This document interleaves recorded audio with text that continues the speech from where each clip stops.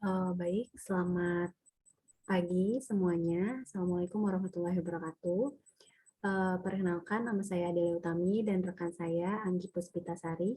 Dalam kesempatan ini, kami akan mempresentasikan hasil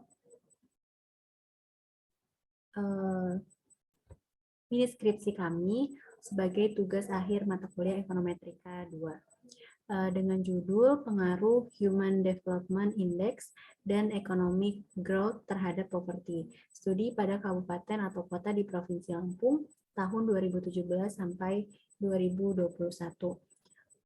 Untuk bab 1 akan dijelaskan oleh rekan saya. Kepada Anggi, dipersilakan. Nah, di sini saya akan membahas di bab 1. Yang pertama, latar belakang.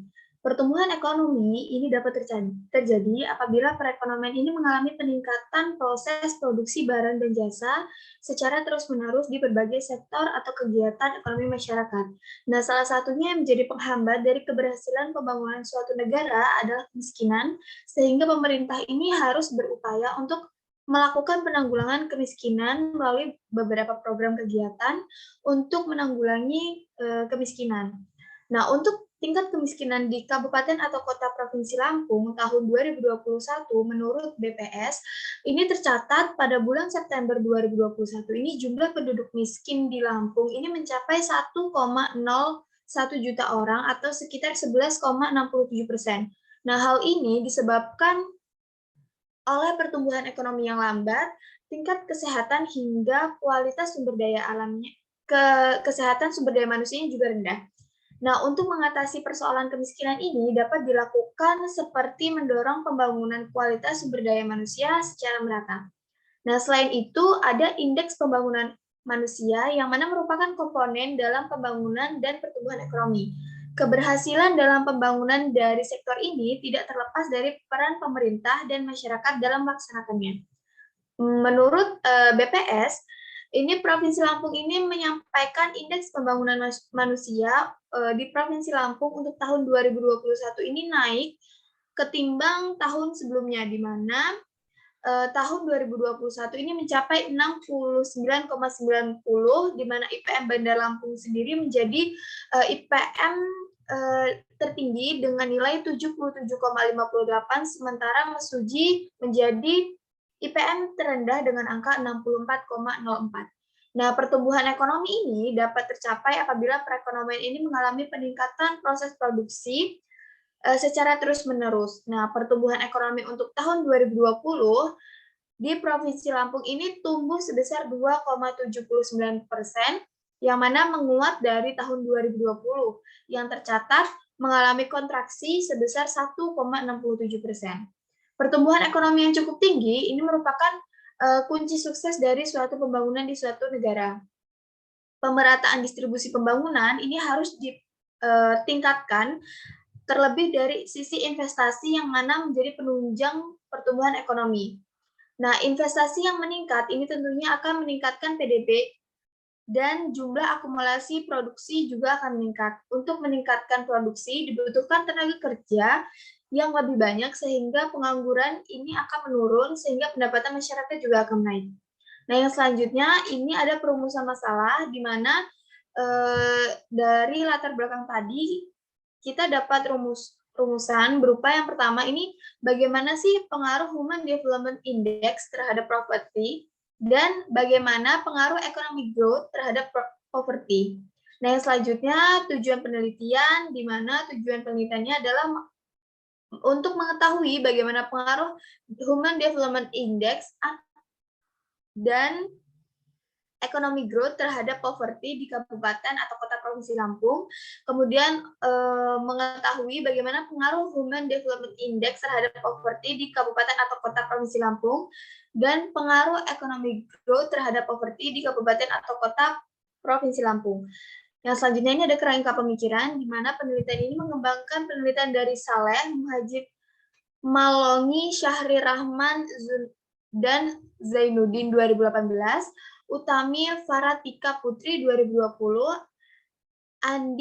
Andika R, Handayani H Woyanti N 2018, Suripto Subayi Lalu 2020, Ardiansah M Pramono Devanto Sasta 2009. Nah, di mana dari penelitian sebelumnya ini maka dapat ditemui untuk variabel dependen ini adalah tingkat kemiskinan serta variabel independen adalah IPM dan pertumbuhan ekonomi. Adapun kerangka pemikiran yang dapat kita lihat. Nah, di sini kita bisa lihat kerangka pemikirannya. Nah, yang selanjutnya adalah hipotesisnya, di mana hipotesis ini adalah hal yang mengacu pada dasar pemikiran yang mana bersifat teoritis dan berdasarkan studi empiris yang pernah dilakukan berkaitan dengan penelitian di bidang ini. Maka hipotesisnya adalah H0 ini sama dengan 1, ini tidak berpengaruh signifikan. Kemudian H1 ini berpengaruh signifikan antara Human Development Index terhadap poverty, dan H2-nya ini ada pengaruh signifikan antara economic growth terhadap poverty. Yang selanjutnya akan dibahas oleh Adel.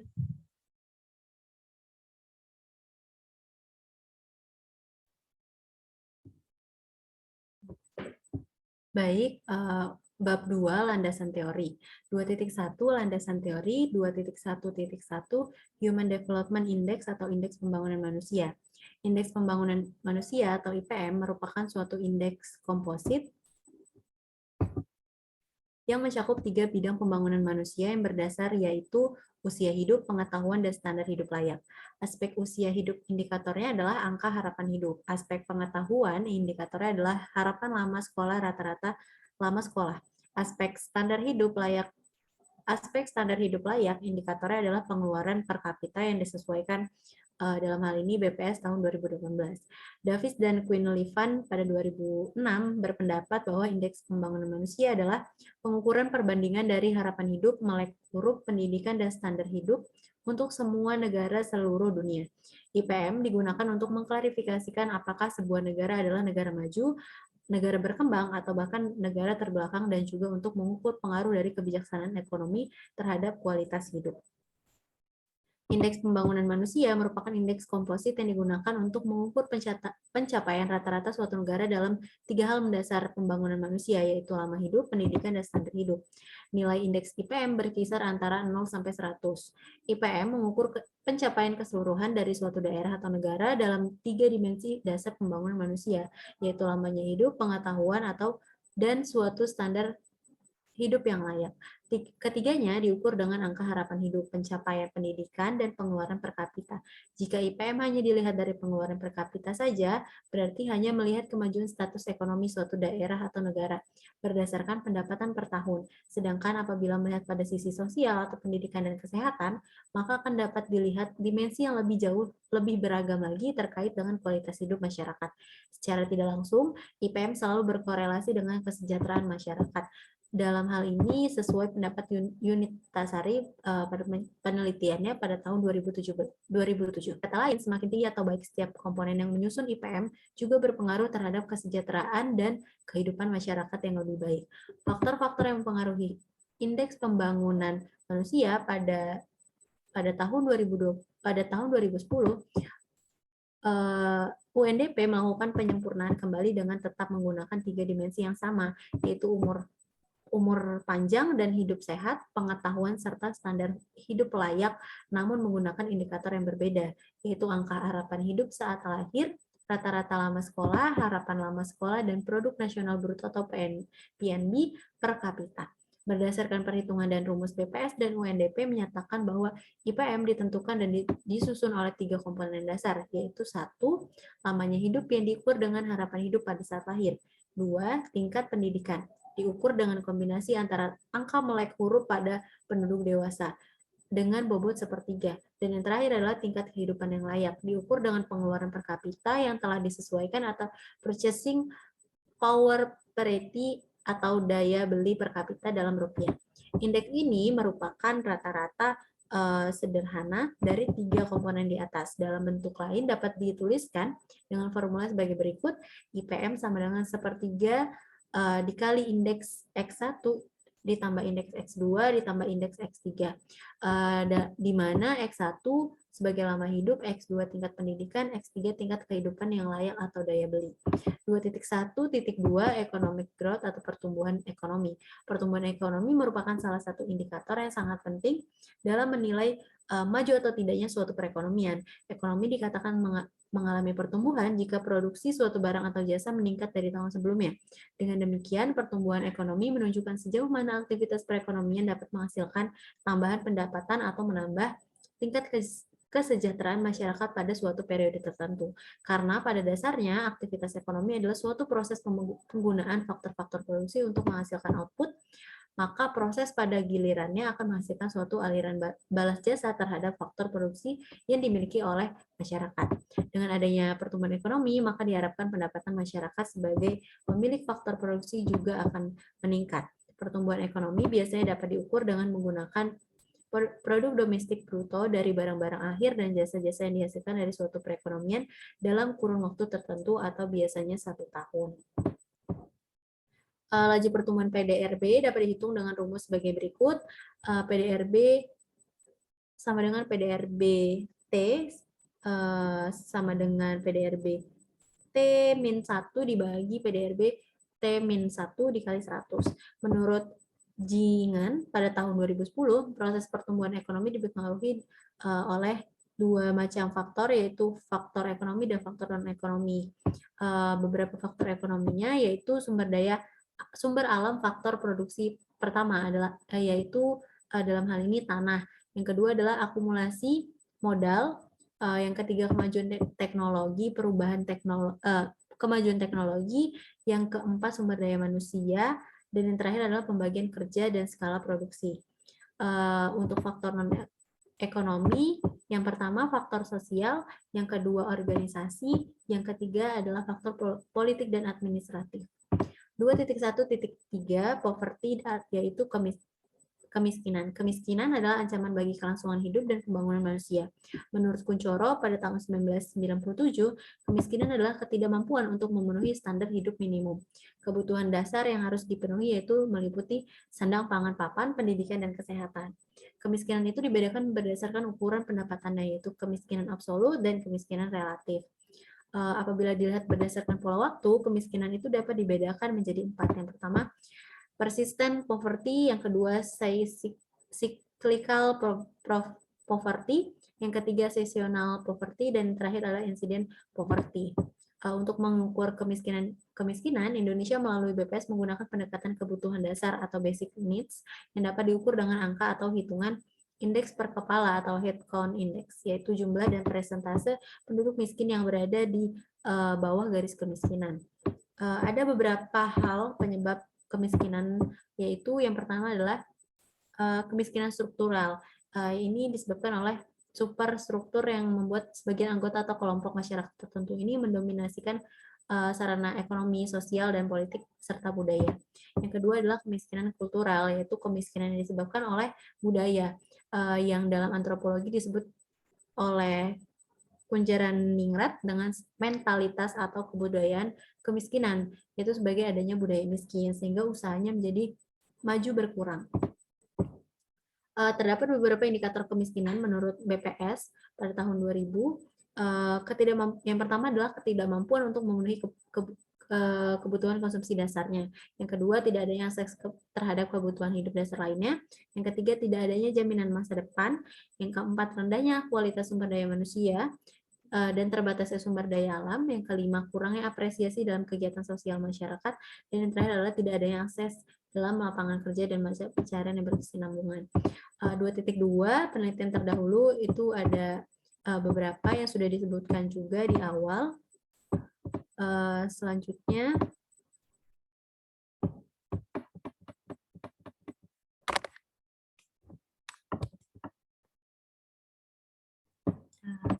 untuk bab 3 akan dijelaskan kembali oleh teman saya, yaitu Anggi. Nah, yang selanjutnya ini bab 3 metode penelitian. Yang pertama ini ada jenis dan sumber data, di mana jenis penelitian yang digunakan ini adalah penelitian kuantitatif, di mana data yang diperoleh diwujudkan dalam bentuk angka, skor, dan analisisnya ini menggunakan statistik. Pada penelitian ini menggunakan data sekunder, yaitu data pemerintahan daerah kabupaten atau kota di Provinsi Lampung untuk tahun 2017 sampai 2021, yang mana terdiri atas indeks pembangunan manusia, pertumbuhan penduduk, dan tingkat kemiskinan, yang mana diunduh peneliti di website resmi BPS. Yang selanjutnya adalah populasi dan sampel penelitian, di mana data yang diperlukan ini sebagian besar diperoleh dari website atau katalog Badan Pusat Statistik Kabupaten atau Kota di Provinsi Lampung. Jadi populasi dalam penelitian ini adalah IPM, pertumbuhan ekonomi, dan data kemiskinan, yang mana diambil dari BPS.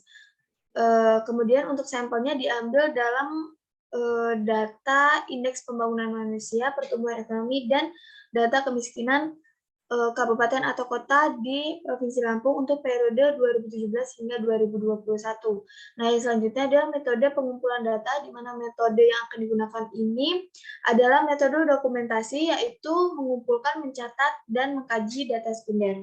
Yang selanjutnya ini kita membahas mengenai definisi operasional variabel dan variabel penelitian. Yang pertama, definisi operasional variabel. Menurut Sugiono tahun 2017, variabel penelitian ini pada dasarnya adalah segala sesuatu yang berbentuk apa saja yang ditetapkan oleh peneliti untuk dipelajari sehingga diperoleh informasi tersebut, kemudian ditarik kesimpulannya. Terdapat dua variabel yang akan dibahas, yaitu variabel independen, yang mana dalam penelitian ini variabelnya adalah Human Development Index atau IPM sebagai X1 dan Economic Growth atau pertumbuhan ekonomi sebagai X2. Kemudian ada variabel dependent, yang mana variabel ini dipengaruhi atau menjadi akibat karena adanya variabel bebas. Dalam penelitian ini, poverty atau kemiskinan ini merupakan variabel terdekatnya. Nah, selanjutnya ini merupakan penjabaran dari variabel dari operasionalisasi. Nah, kita dapat lihat, nah tadi sudah dijelaskan. Yang selanjutnya ini ada metode analisis data. Yang pertama kita menggunakan statistik deskriptif, yang mana menurut Sugiono 2011, statistik deskriptif ini digunakan untuk mendeskripsikan atau menjelaskan tentang gambaran objek yang diteliti melalui data sampel atau populasi tanpa menggunakan analisis dan membuat kesimpulan yang berlaku secara umum. Nah, statistik deskriptif ini merupakan data yang disajikan dengan menggunakan tabel statis deskriptif, yang mana menjabarkan nilai minimum, nilai maksimum, rata-rata standar deviasi, dan jumlah data penelitian. Yang selanjutnya, kita menggunakan model estimasi regresi data panel. Yang pertama ini adalah Common Effect Polit Least Square atau PLS, di mana teknik ini yang paling sederhana yang digunakan untuk mengestimasi data panel dengan mengkombinasi data time series dan data cross-section. Dengan hanya menggabungkan data tersebut tanpa melihat perbedaan antar waktu dan individu, maka bisa menggunakan metode OLX untuk mengestimasi model data panel. Widiarjo 2016. Nah, ini kita bisa melihat teknik Common Effect Model menggunakan persamaan regresinya, di mana Y ini diibaratkan sebagai kemiskinan, X1 ini IPM, X2 pertumbuhan ekonomi, E ini faktor Y atau faktor pengganggu, dan T ini untuk waktu.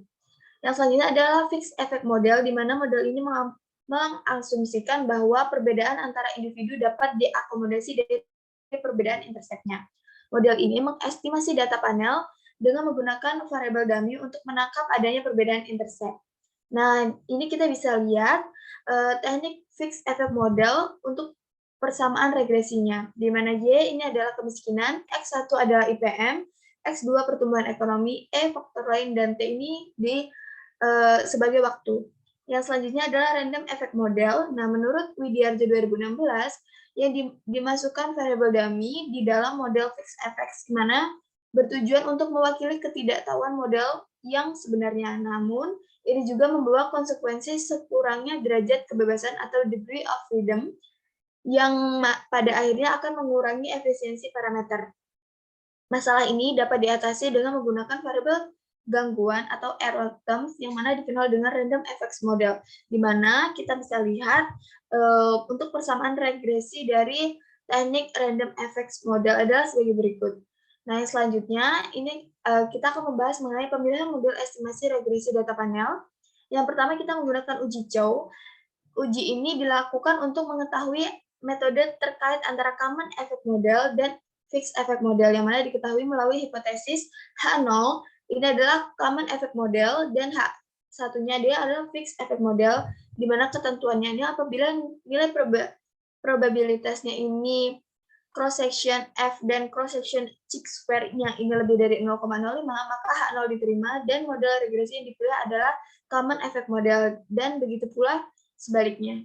Yang selanjutnya adalah menggunakan uji Hausman, yang mana ini dilakukan untuk mengetahui model terkait antara fixed effect model dan random effect model, yang mana dapat diketahui dari hipotesis H0 sebagai random effects model, dan H1-nya adalah fixed effects model, di mana ketentuannya apabila nilai probabilitas dari cross-section random ini lebih dari 0,05, maka H0 diterima dan model regresi yang dipilih adalah random effect model, dan begitu pula sebaliknya apabila nilai probability cross-section random ini kurang dari 0,05, maka H0 ditolak dan model regresi yang dipilih adalah fixed effect model.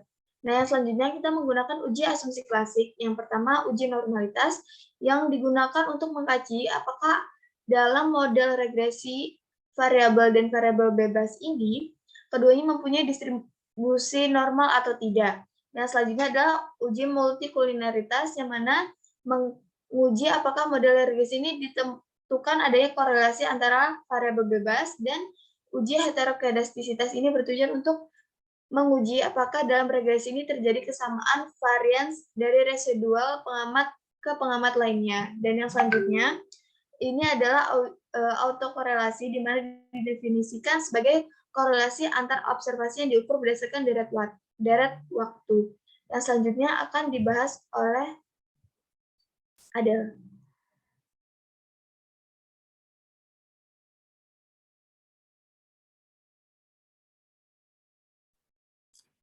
Baik, selanjutnya bab 4 yaitu hasil dan pembahasan. 4.1 hasil deskriptif statistik. Penelitian ini menggunakan statistik deskriptif untuk menyajikan informasi yang berhubungan dengan variabel-variabel dalam penelitian ini yang berupa nilai dari minimum, maksimum, rata-rata, dan standar deviasi. Hasil statistiknya dapat dilihat pada tabel. Berdasarkan gambar di atas dapat dilihat bahwa untuk observasi sebesar 75, nilai rata-rata yang pada kemiskinan sebesar 68,24% dengan standar deviasi sebesar 3,96%, dan nilai terendah dari kemiskinan sebesar 61,87%, serta nilai terbesar dari kemiskinan sebesar 77,58%. Untuk nilai rata-rata pada IPM sebesar 12,35% dan standar deviasinya sebesar 3,43%, dan nilai terendah dari IPM sebesar 7,33%, serta nilai tertinggi dari investasi sebesar 21,55%. Dan terakhir untuk nilai rata-rata pertumbuhan ekonomi sebesar 25,74% dengan nilai standar deviasi sebesar 64,1%. Dan untuk nilai terendah dari pertumbuhan ekonomi sebesar 15,12% dan nilai tertinggi sebesar 7,39%. 4.2 model estimasi regresi data panel. 4.2.1 yaitu hasil dari Common Effect Pool Least Square atau PLS. Teknik yang paling sederhana untuk mengestimasi data panel yaitu dengan mengkombinasikan data time series dan time section dan cross section dengan hanya menggabungkan data tersebut tanpa melihat perbedaan antara waktu dan individu, maka bisa menggunakan metode ini untuk mengestimasi model data panel. Hasil dari teknik Common Effect model ini tergambar pada tabel berikut. Dari hasil regresi dengan metode ini menunjukkan bahwa terdapat konstanta sebesar 67,20645 dengan probabilitas 0,00000, memiliki pengaruh sebesar 12,37%. 4.2.2 Fixed Effect Model atau FEM. Model ini mengasumsikan bahwa perbedaan antar individu dapat diakomodasi dari perbedaan intercept-nya.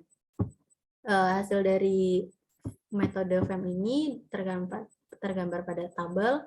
Dari hasil tabel di atas dapat dilihat bahwa nilai konstantanya sebesar 78,32947 dengan angka probabilitas sebesar 0,0000, menjelaskan tingkat probabilitasnya dipengaruhi 99,2% oleh X1 dan X2, selebihnya dipengaruhi oleh faktor lainnya. 4.2.3 random effect model atau RAM. Hasilnya dijelaskan pada tabel. Kemudian berdasarkan hasil regresi dengan RAM, menunjukkan nilai konstantanya sebesar 77,45983 dengan probabilitas 0,9900, menjelaskan tingkat probabilitasnya itu dipengaruhi oleh 59,5% oleh X1 dan X2, selebihnya dipengaruhi oleh faktor yang lainnya. 4.3 pemilihan model estimasi regresi data panel yaitu uji Chow. Hasilnya tertera pada tabel. Dari tabel hasil uji Chow ini dilihat bahwa nilai cross section F-nya sebesar 0,000, artinya kurang dari 0,05, dalam arti H0 itu ditolak. Jadi model yang paling tepat digunakan dalam mengestimasi persamaan regresinya yaitu FEM. Selanjutnya adalah uji Hausman. Hasilnya dijelaskan pada tabel berikut. Dari tabel dapat dilihat bahwa nilai probabilitas cross section randomnya sebesar 0,9900, lebih dari 0,05, artinya H0 itu diterima. Dengan demikian, model yang paling tepat yaitu RAM atau random effect model. Selanjutnya adalah uji asumsi klasik, uji normalitas. Metode uji normalitas ini diambil keputusannya jika signifikansinya lebih dari 0,05, maka data yang distribusinya normal, dan jika signifikansinya kurang dari 0,05, maka datanya itu tidak terdistribusi dengan normal. Selanjutnya hasilnya tertera pada tabel. Pada tabel di atas ini dapat dilihat bahwa nilai rata-rata sebesar min 9,85 dengan nilai standar deviasinya sebesar 4,306 dan nilai terbesarnya sebesar 6,69 dan nilai terendahnya min 11,007 dan nilai probabilitasnya sebesar 0,0924 yang mana lebih besar dari 0,05. Artinya untuk variabel dengan artian variabelnya ini terdistribusi dengan normal. Dapat disimpulkan bahwa penelitian ini semua variabel independennya yaitu variabel IPM dan pertumbuhan ekonomi terdistribusi dengan normal. Kemudian uji multikolineritas dijelaskan pada tabel berikut. Dari tabel di atas terlihat bahwa variabel IPM dan pertumbuhan ekonomi mempunyai angka 1,0 dan min 0,32. Dengan kata lain, dapat disimpulkan bahwa indikator dari variabel tersebut dalam penelitian ini saling berkorelasi. Selanjutnya, uji heterokedastisitas. Hasilnya dijelaskan pada tabel. Dari tabel di atas dapat disimpulkan bahwa nilai probabilitas sebesar 0,000, maka lebih besar dari 0,05, artinya penelitian ini tidak terdapat masalah atau tidak terdapat masalah heterokedastisitas. Selanjutnya adalah uji autokorelasi. Dijelaskan pada tabel. Disimpulkan bahwa nilainya sebesar 0,774950, artinya terjadi adanya autokorelasi. Pembahasan hubungan IPM dengan kemiskinan berdasarkan hasil penelitian menunjukkan bahwa indeks pembangunan manusia itu berpengaruh negatif dan signifikansi terhadap tingkat kemiskinan di Provinsi Lampung. Jadi semakin tinggi nilai IPM, maka cenderung diikuti dengan penurunan jumlah tingkat kemiskinan. Selanjutnya, hubungan pertumbuhan ekonomi dengan kemiskinan. Hubungannya adalah menunjukkan hubungan pengaruh negatif dan tidak signifikansi terhadap nilai tingkat kemiskinan di Provinsi Lampung. Oke, selanjutnya akan dijelaskan oleh Anggi.